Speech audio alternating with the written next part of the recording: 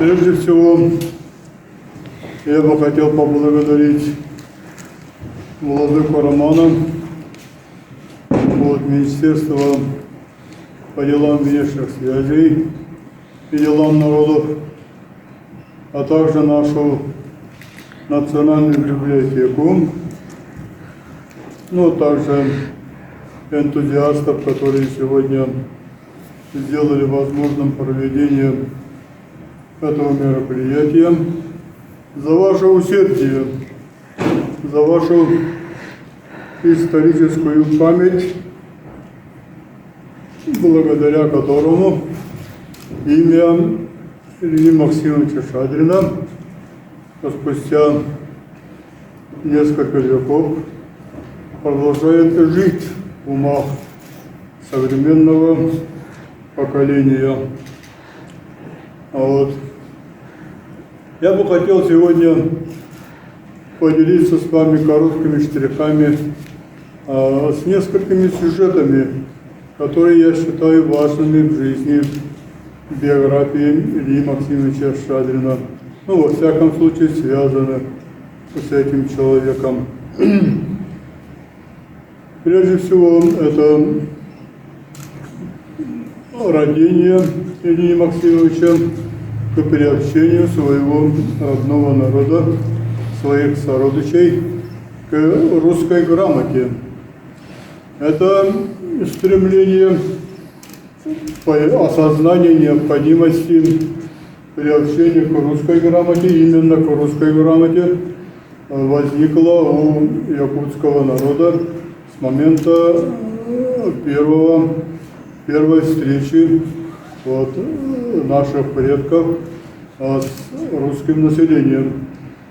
Потому что человек с человеком должен, в общем-то, изъясняться на языке, понятном друг другу. А так получится не совсем понятный с обеих сторон разговор, который может быть чреват последствиями. Поэтому тяга, стремление местного населения к получению, к обучению русской грамоте, овладению русской грамотой, оно изначальное. Как оно перетворялось в жизнь, это уже другой разговор, другой вопрос, потому что первые русские казаки, которые прибыли на территорию Ленского края, они предпочитали довольствоваться несколькими толмачами. У них объективные возможности не было всех сразу обучить русскому языку. А эти толмачи, переводчики, они исполняли основную свою функцию, они доводили до местного населения, чего хотят от них новые люди. Этого на протяжении достаточно длительного времени было достаточно для того, чтобы поддерживать верноподданнические отношения между местным населением, не только якутов, но и всей Сибири, по всей периферии российского государства тогда, а потом чуть-чуть и Российской империи. Но времена менялись, развитие шло вперед, и тяга к русской грамоте, она стала обладать все большим и большим контингентом людей, и противостоять этому было уже достаточно сложно. С другой стороны, метрополия тоже была заинтересована, чтобы его подданные хорошо знали этот язык. Так что тут шел достаточно обоюдный процесс, но он шел очень медленно. И Илья Максимович Шадрин, это родом из Хангаловского улуса, он был, по сути, не первым, кто поставил вопрос о массовом приобщении местного населения к русской грамоте. У него были свои предшественники. Я бы сегодня назвал, кроме Ильи Шадрина, еще двоих людей, которые жили чуть раньше его. Это прежде всего депутат Екатерининской комиссии по составлению нового соборного уложения Ангаласский князец и голова Сафрон Саранов. Сафрон Саранов, он за 30 лет до факта открытия школы при Спасском монастыре уже на уровне Российской империи и Иркутского губернаторства ставил этот вопрос. И даже добился того, что иркутский губернатор поручил местному якутскому воеводе обучать якутских детей и юношей русской грамоте, где только возможно, всякими способами, потому что школу открыть тогда было практически невозможно. И он прежде всего предложил воеводской при воеводе открыть такую возможность дать образование якутским детям, желающим получить это образование. Полуустное образование, о котором здесь кто-то здесь тоже говорил, тоже было инициировано не без участия депутата Екатерининской комиссии Сафрона Саранова. Поэтому, подводя итог деятельности Саранова, можно сказать о том, что он родил не о получении этого грамоты одним каким-то отпрыском или там каким-то сословием, отдельным сословием русского местного якутского населения, а он ставил изначально вопрос о получении грамоты, о приобщении к русской грамоте якутского населения в целом. А это очень важно, существенно. Он там не предлагал там кого-то, своего ребенка или там отпрыска своего, или там родника своего обучить русскому языку. Он ставил вопрос намного шире. Говорил о том, что якуты имеют охоту овладеть русской грамотой. И этот вопрос он ставил перед иркутским губернатором и добился определенных успехов. К этому штриху мы еще немножко вернемся, потому что есть одно объединяющее в этом сюжете с следующим сюжетом, который связан уже с барагонским головой Алексеем Аржаковым, который за 10 лет до Ильи Шадрина в 1789 году имел личную встречу с императрицей Екатериной II и представил ей обстоятельный план о якутах. Это короткое название, сокращенное. План о якутах, состоящий из 7 пунктов. Это большой фолиант, и там просьбы, прошения составляют 7 пунктов, а изложение материала занимает еще несколько страниц. И вот 6-м пунктом своих прошений Алексей Аржаков поставил перед императрицей вопрос не о образовании как таковом, а вообще конкретно об открытии якутской школы, об открытии в городе Якутске учебного заведения для обучения там, он пишет, только якутских детей. То есть здесь уже конкретная цель. Якутские дети должны получить русскую грамоту, а для этого не авось как-либо их надо обучать, а создать надо учебное заведение, специализированное, чтобы они могли там получить системное образование. Это существенный прогресс постановки вопроса по сравнению с тем, что говорил Сафрон Саранов. Если Саранов говорил об общем желании местного населения обучиться русской грамоте, то Алексей Аржаков уже говорил о конкретных вещах, об открытии учебного заведения и об подготовке людей с базовым русским образованием. Это существенно. Но представьте себе, 1789 год. 89 год. Это значительно далекое время. Время в Якутске, вот тут кто-то выступал из наших коллег, говорил о навигатских, циферных и прочих школах. Они возникли это продукт не 19 века, это продукт 18 века. А было в Якутске всего 1-2 циферные, навигатские школы. Словесная одна школа была. Но они к концу 18 года были в основном закрыты. Работали с большими перерывами. Вот. Последняя навигатская школа, она была закрыта в 1793 году. И после она не восстанавливалась. И поэтому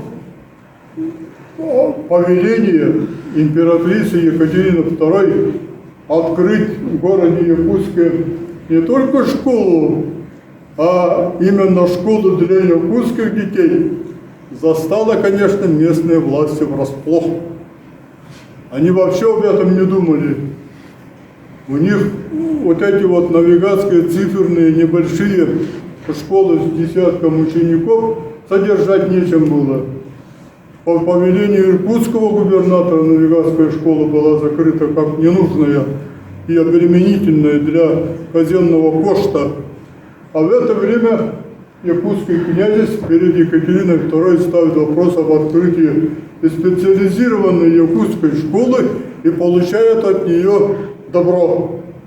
Екатерина II направляет свой указ губернатору Иркутской области Пилю.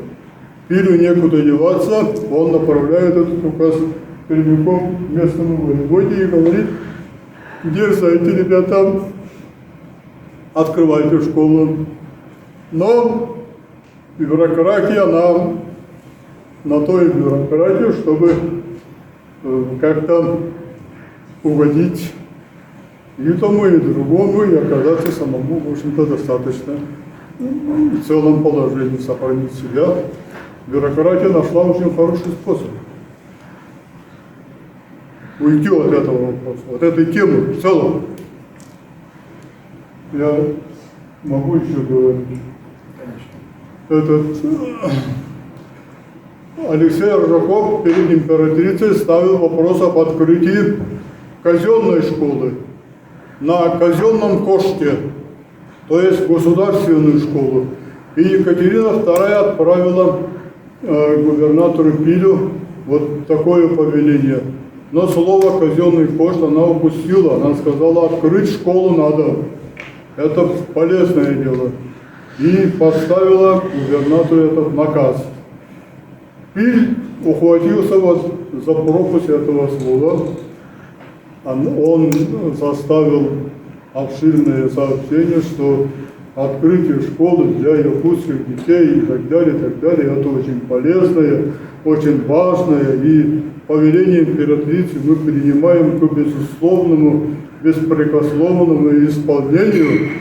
Но так как создание школы, она идет по инициативе местного населения, мы хотим вот с этим местным населением посоветоваться, какую школу они хотят, какого объема, каких площадей, поскольку учителей им надо, сколько детей они будут обучать. И пусть они вот все содержание школы, начинают строительство, оплату учителей, там проживание детей и так далее, посчитают и внесут взнос с собственного кошта. Вот. И сообразуясь с этим, он сказал: мы все это сделаем, школу построим, детей обучим. Вот. То есть все расходы на открытие якутской школы были переложены на местное население. И просьба Алексея Аржакова оказалась отложенной. на несколько лет. Ну, судя по историческим данным, примерно на 10 лет. Потому что Илья Максимович свою просьбу Священный Синод передал в октябре, ноябре, 9 ноября 1899 года передал Илья Максимович. 790. Да, 1799 года передал. Так что между этими двумя документами разница 10 лет. Вот. Разрыв 10 лет. И вот следующий сюжет. Илья Максимович, он был такой предприимчивый человек. Он немножко по-другому понимал, представлял, как можно открыть якутскую школу и при этом получить безоговорочную поддержку государства, бюджета, прежде всего, бюджета.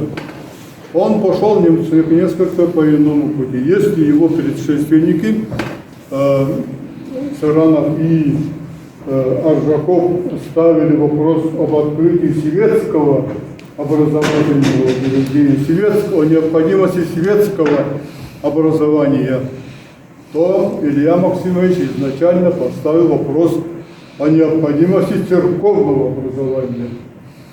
Для того, чтобы эти люди, получив все хорошую церковную базовую подготовку, могли способствовать распространению христианства, а именно православной веры в Якутской области. Он так поставил вопрос. И поэтому его вопрос был рассмотрен Святейшим Синодом. И примечательно, что документ поступил через генерал-адъютанта тогда же еще живого императора Павла I Дмитрия Неплюева 9 ноября, а Святейший Синод рассмотрел этот вопрос 11 ноября. Через 2 дня он рассмотрел этот вопрос, безоговорочно его утвердил, и к чести Святейшего Синода, надо сказать, он сразу определил, какой должна быть эта школа. Синод напрямую сказал, эта школа должна быть христианской для обучения детей церковной грамоте. Но так как якутские дети, они не умеют, не знают русского языка, то нужно этим детям прежде всего сделать так, чтобы они обучились русской грамоте. Правильно же, логично. Через знание русской грамоты приобщиться к церковным, духовным ценностям. Это была очень такая логичная постановка вопроса. Шадрин ставил именно на этом. Он не говорил о светском образовании, он говорил о христианском, православном, церковном образовании. Но для того, чтобы стать вот таким образованным человеком, он должен сначала изучить русский язык. И вот он таким образом подлил 2 зайцев, достиг 2 целей. Синод сразу сказал, лучшие из этих детей, а школа так и была написана, это якутская школа. Тут не надо путать, Татьяна Михайловна, Тамара Михайловна. Изначально она называлась якутская школа для обучения якутских детей. И вот эта школа, Синод сказал, лучшие из этих детей, они будут дальше направлены в Иркутскую семинарию для повышения своего уровня образования и должны быть готовы стать духовными, церковными служителями. Ну, как вот семинарское образование, когда вот Павел I издавал свой указ о развитии вот этих семинарий в России, как раз он в унисон попал. А остальных, сказал, ну, которые там не предъявят таких больших усердий и так далее, направить обратно в улусы. то есть к месту, откуда они прибыли. Но они же туда вернутся образованными людьми, знающими русскую грамоту. И от них пошла вот первая такая организованная, достаточно большая волна образованных, устных писарей и так далее, образованных людей, которые потом распространяли русскую грамоту среди местного якутского населения. Вот вам, пожалуйста, и светское образование дает эта школа, и церковное образование. Илья Максимович в этом плане был молодец. Он очень хорошо угадал веяние времени. Вы помните, в 1802 году как раз было создано Министерство просвещения, просветительской идеи Екатерины II, вот перетворяли в жизнь. И эта школа как раз работала в унисон.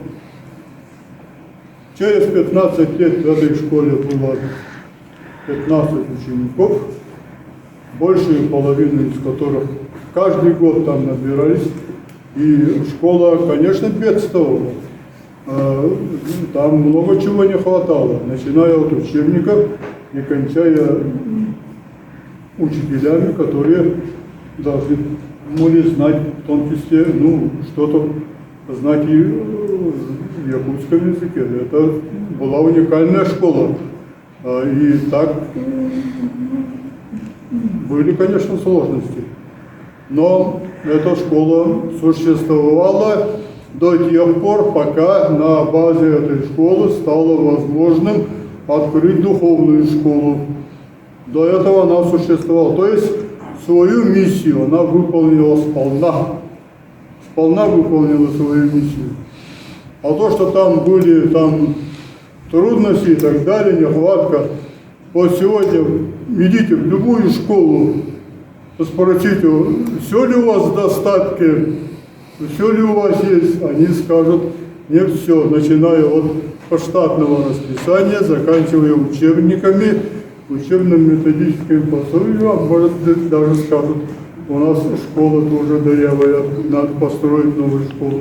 Так что проблема, она извечная, вот эта проблема содержания любого заведения. Так что вину ставить это якутской школе нельзя.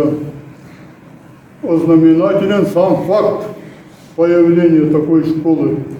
И должны быть с благодарностью названы имена тех людей, которые сделали возможным открытие появления такой школы. Вот сегодня владыка Роман сказал, что школа имела миссионерский характер. Вот сами судите. Эта школа имеет миссионерский характер.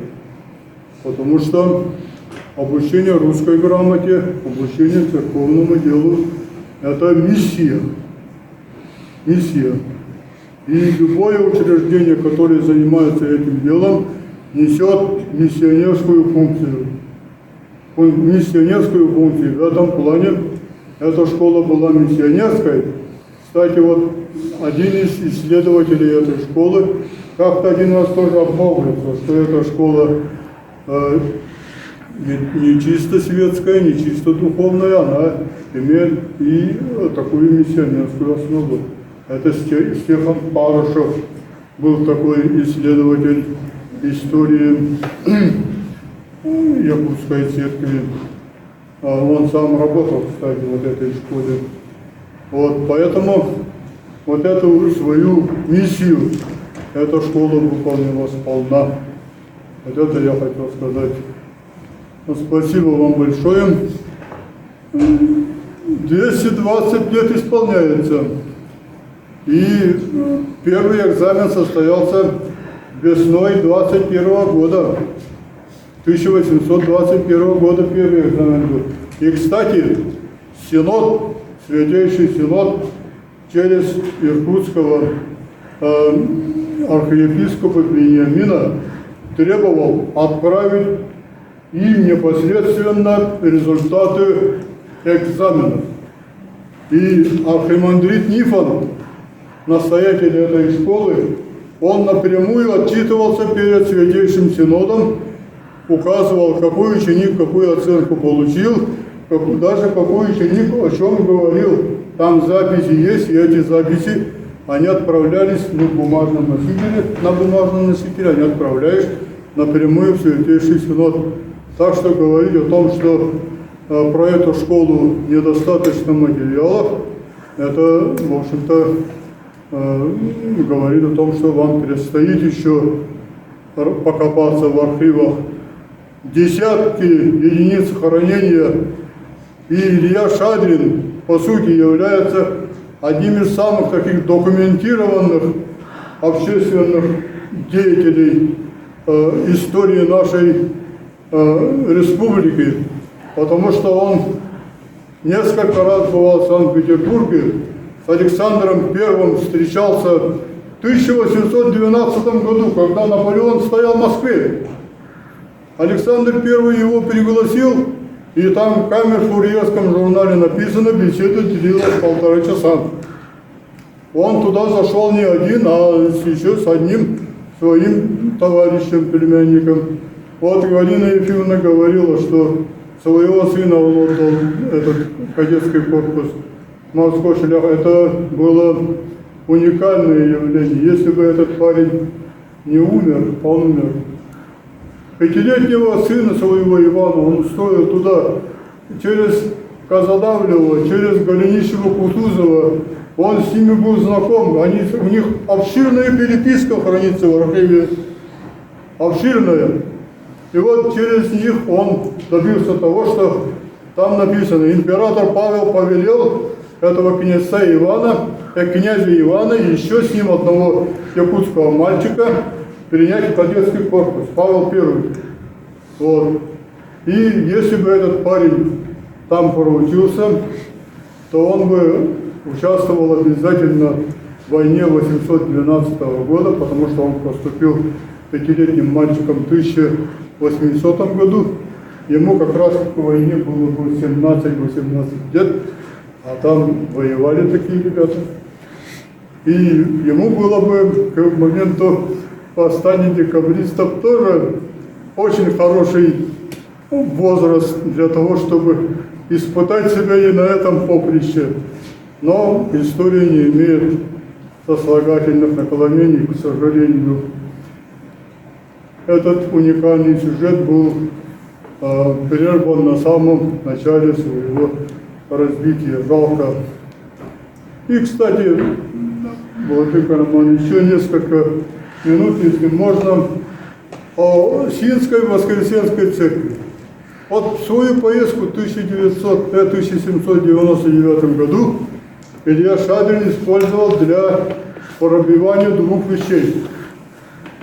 Он в ноябре поставил вопрос об открытии школы, а еще до этого, в августе месяце, он поставил вопрос об открытии в Синске, в Хангаласском улусе,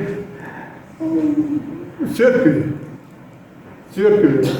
А так как Илью звали, его звали Илья, понятное дело, он эту церковь хотел назвать церковью во имя Ильи Пророка, то есть своим именем. Вот это 220 лет назад, когда вот святителю Иннокентию Вениаминову было 5 лет. 5 лет. Вот в это время вот этот якутский князец поставит вопрос об открытии у себя на родине церкви, носящую, опосредованно его имя, церковь Ильи Пророка. И он добился своего. С большими боями, потому что Павел I, который изначально поддерживал эту идею, он в следующем 801 году умер. Да, при загадочных обстоятельствах. А те, кто пришли после него, все, что любые начинания Павла, они как-то начали спускать на тормозах. И поэтому отложили этот вопрос надолго. Благо, оппонентов у Ильи Шадрина было достаточно у себя на родине. Прыткость – это его такая энергетика, она не всем нравилась. И сородичам, и особенно местной администрации царской.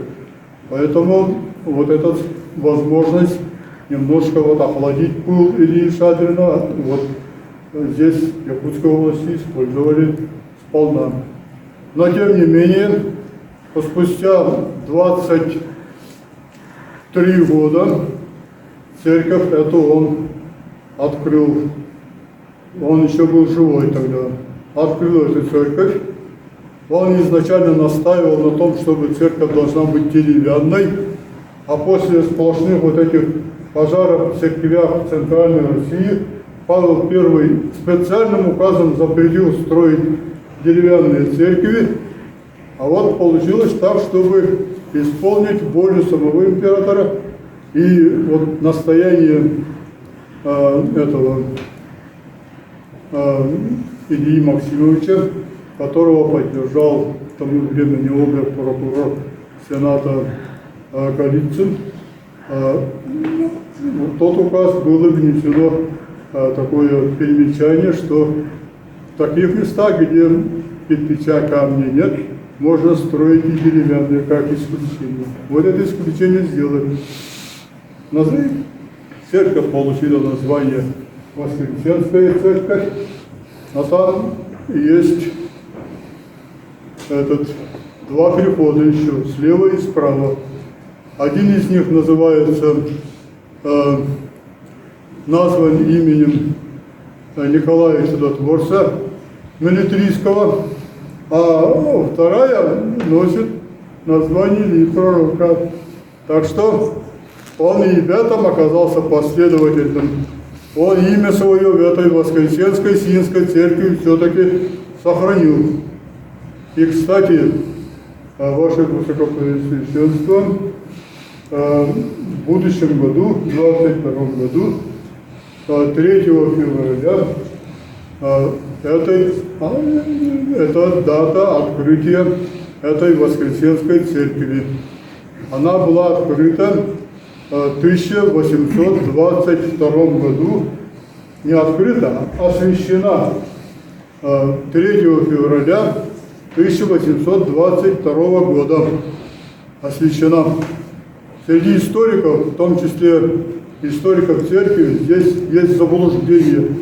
У Юргановой там стоит другая дата. Она называет дату 1815 год. Это неправильная дата, потому что она эту цифру взяла с Клировых ведомостей 1909 года, спустя практически 100 лет после того, как это событие состоялось. А Федор Григорьевич Сафронов, он был ближе, но он тоже ошибся на 1 год, потому что он взял это уже с рукописного книжного, вернее, источника, где там было написано, что эта церковь существует 23 дня. И поэтому у него стоит дата 1823 год.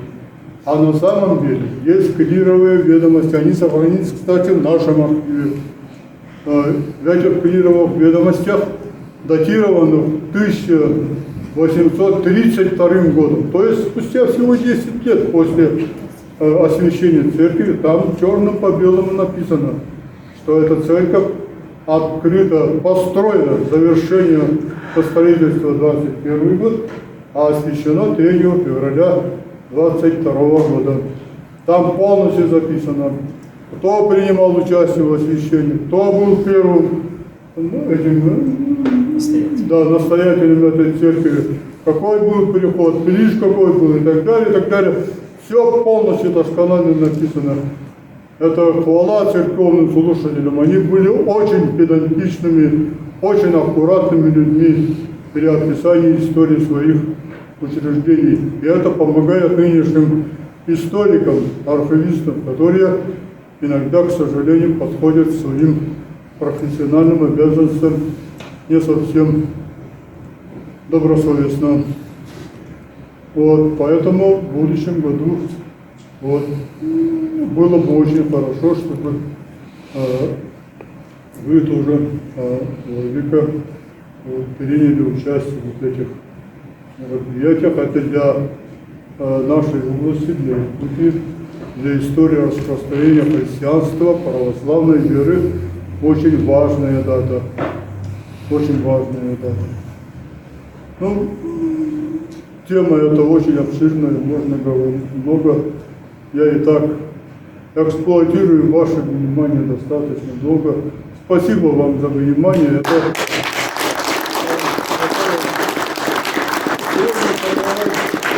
Сегодня собралась целевая аудитория, которая с интересом слушает историю православия в Якутской области. Очень хорошо, что здесь присутствуют и из других регионов нашей страны, Дальний Восток присутствует. И для вас тоже, я думаю, что вот такой подход к изучению своего прошлого, он в чем-то тоже имеет какую-то пользу. Большое вам спасибо.